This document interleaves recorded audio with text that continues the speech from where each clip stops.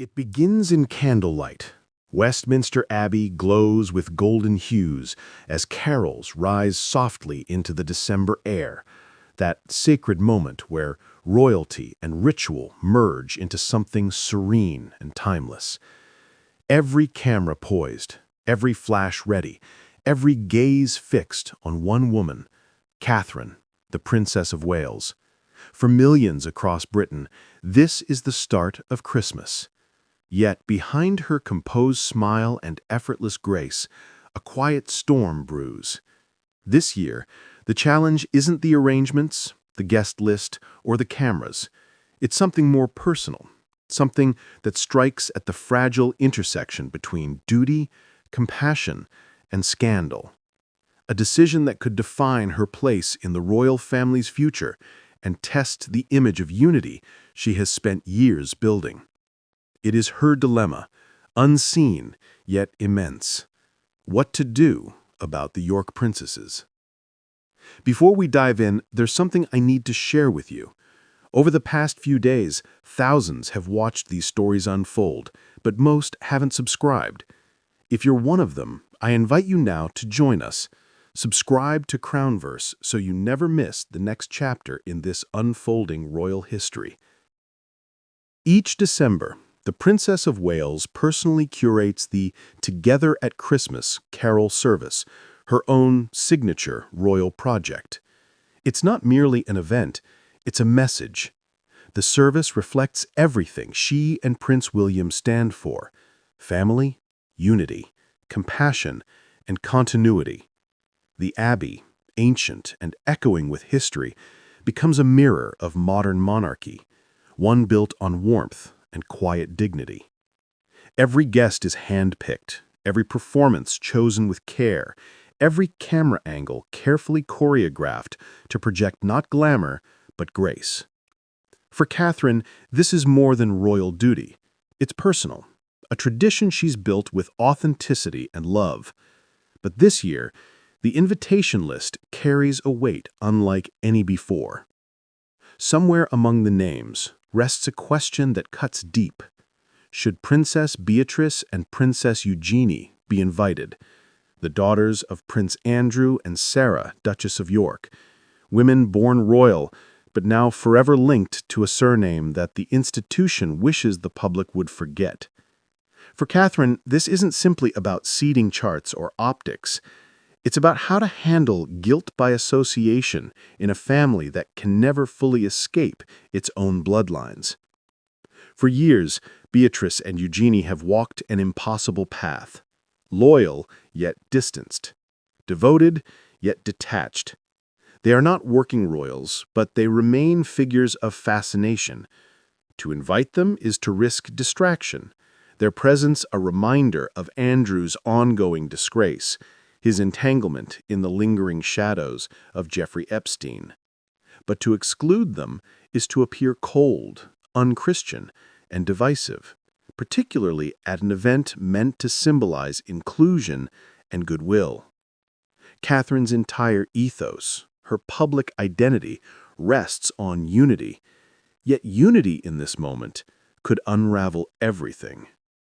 Behind palace walls, opinions differ. William, ever decisive, sees the situation as pragmatic. The monarchy cannot afford to draw attention to its most controversial branch during a season meant to project hope.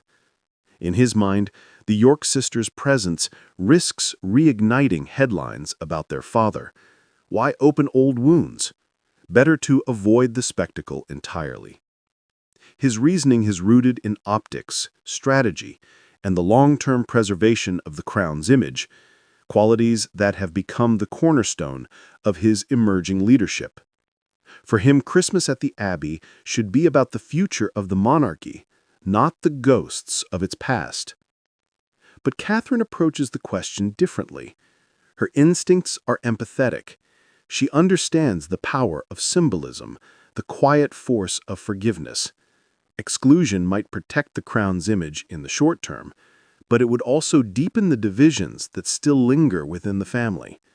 She knows how closely the cameras read every gesture, every glance. If Beatrice and Eugenie appear absent, the story writes itself.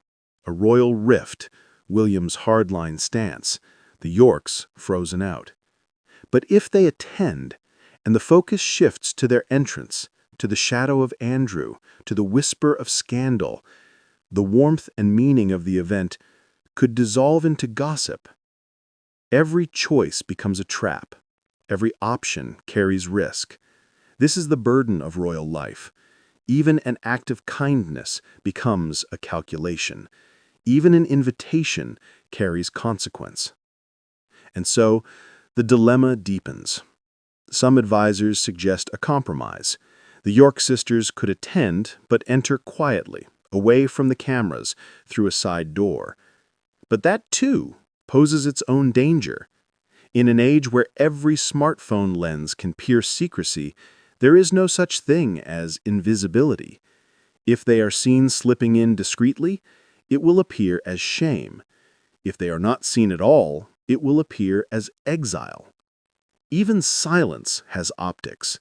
The monarchy cannot hide its contradictions. It can only manage them. Catherine understands this better than anyone. She has built her public image on subtle mastery of these contradictions, the balance of warmth and distance, relatability and mystery. It is why she commands respect, even from critics. Yet this is a test unlike any before, because this decision, though seemingly small, touches on the monarchy's greatest challenge in the post-Elizabethan age: how to reconcile human imperfection with institutional purity. Behind her calm, she feels the weight of example. Every move she makes reflects not just on herself, but on the crown itself. The late queen handled scandal with silence. Camilla endured it with patience. Catherine must navigate it with empathy. But empathy, in a world ruled by perception, can be misinterpreted as weakness. In the lead-up to the service, discussions ripple quietly through the palace. Some courtiers, wary of the media's unpredictability, advise caution. Others, more traditional in sentiment, argue that Christmas should transcend controversy. The Abbey's carols, they insist, should not be shadowed by bitterness. Still others, aware of the ever-tightening circle around William's vision for the future monarchy, suggest that this decision might signal how he and Catherine intend to rule, with decisiveness perhaps, but also with mercy. Meanwhile, outside those walls, the York sisters themselves remain silent. They have never spoken ill of their cousin or his wife. They continue to attend family events when invited, to smile, to pose, to represent the better side of the family name. Yet they, too, live with the echo of their father's choices, an echo that drowns out everything else. Whatever they do, the narrative is not their own. If they appear at Westminster Abbey, they are reminders of scandal. If they stay home, they are victims of exclusion. Like many born royal, their lives exist within someone else's story. And perhaps that is what moves Catherine most. She sees in their situation something of her own experience, a life constantly defined by perception, where sincerity must coexist with performance. She knows that royal womanhood has always been a paradox, expected to embody compassion, yet forbidden to appear conflicted. And so, she weighs her options, not as a strategist, but as a mother, a wife, a woman trying to do what feels right in a world that will never forgive missteps. The scene inside Westminster Abbey will, as always, be magnificent. The sound of choir boys fills the vaulted ceiling. Candles flicker against stone. The royal family, impeccably dressed, takes its seats before the cameras. Each face tells a story of legacy and expectation. If the York princesses appear, their presence will ripple across social media within seconds. The conversation will shift from hymns to headlines. If they do not, speculation will ignite in equal measure. Catherine's expression, serene, deliberate, will be dissected frame by frame. The monarchy's unity will be measured not by words, but by who stands beside whom in that moment of harmony. This is the reality of royal symbolism. Every movement becomes meaning. Every smile becomes a statement. The monarchy does not merely attend ceremonies, it performs identity, relationships into public theatre. And Catherine, more than anyone, understands that her greatest power lies in how she manages these performances without appearing to perform at all. To the public, this might seem like trivial theatre. Yet to the monarchy, such choices shape its very survival. In a world saturated with cynicism, the royal family's power lies in its ability to project grace, even amid turmoil. The Abbey service is more than tradition. It is an assertion that faith, family, and forgiveness still define the institution, even when the world doubts it. Catherine's decision will determine whether that message holds. As the night approaches, there is one constant truth. Christmas is not only a season of celebration for the royals, it is a season of reckoning. Every year, as the nation gathers in front of their screens, they measure the monarchy's pulse, its relevance, its empathy, its unity. The glow of Westminster Abbey becomes a mirror, reflecting not only the faith of a nation, but the state of its royal family. And so, Catherine stands at the crossroads of image and integrity. To invite or not to invite? It sounds so small, so ordinary. But in her world, there is no such thing as an ordinary decision. Each one echoes through headlines, through history. Her Christmas carol service, intended to unify, now becomes the stage for the monarchy's most delicate balancing act. Forgiveness without forgetfulness, inclusion without compromise, and compassion without controversy. William, for his part, trusts her judgment. Their partnership, though pragmatic, is built on respect for one another's instincts. He knows she represents the monarchy's heart, as he represents its head.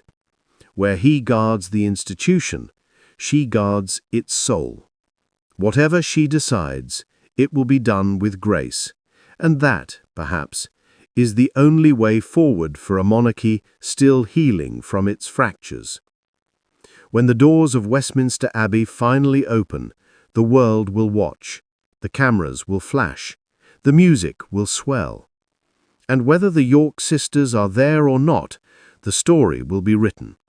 But Catherine's calm presence will remain the anchor, a reminder that monarchy endures not through power or perfection, but through the poise of those who hold its contradictions with quiet strength. In the end, her dilemma is not truly about invitations or optics. It is about the deeper question that defines every royal generation. How does one lead with humanity inside a system built on distance? Catherine's answer, whatever it may be, will be written not in press releases, but in the silence between carols, in the way she looks out over that sea of light and chooses once again to bear the weight of grace. If you've followed this far, we'd love to hear your thoughts. Should the Princess of Wales extend forgiveness publicly or protect the Crown's image from further controversy? Let us know what you think in the comments. And if you enjoyed this journey into the unseen choices behind royal life, don't forget to like this video and subscribe to Crownverse, where royal history lives on.